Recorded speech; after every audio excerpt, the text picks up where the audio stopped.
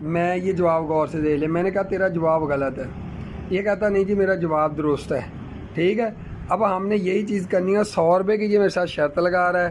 ابھی ہم نے پیچھے دیکھنا ہے کہ سیم یہی جواب ہے.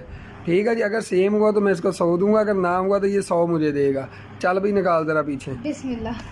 ہوں, یہ رہی 9.3 کا, یہ 4 اور یہ 2. آ دیکھ آ دیکھ آ دیکھ آ دیکھ, جواب سیم ہوا. آپ نے اس کا کہا تھا, اس کا کہا تھا بھائی جواب پورا ہوتا ہے. آپ نے اس کا کہا تھا. ایک منٹ, جواب پورا ہوتا ہے. نا نا, آپ نے اس کا 280 کہا روپے نہیں 268 روپیز ہیں. 268.19 ہے. 19 ہے کیا ہے نا. 268 کیا ہے؟ 268 سینٹی میٹر ہے. سینٹی میٹر اکیلا ہاں سینٹی میٹر کیوب ہے. کیوب ہے, اکیلا نہیں. وہ لیکن کون کرنی, یہ دیکھیں جی 268.19 سینٹی میٹر کیوب, اور اس کا جواب دیکھیں 268.19 کہاں گیا؟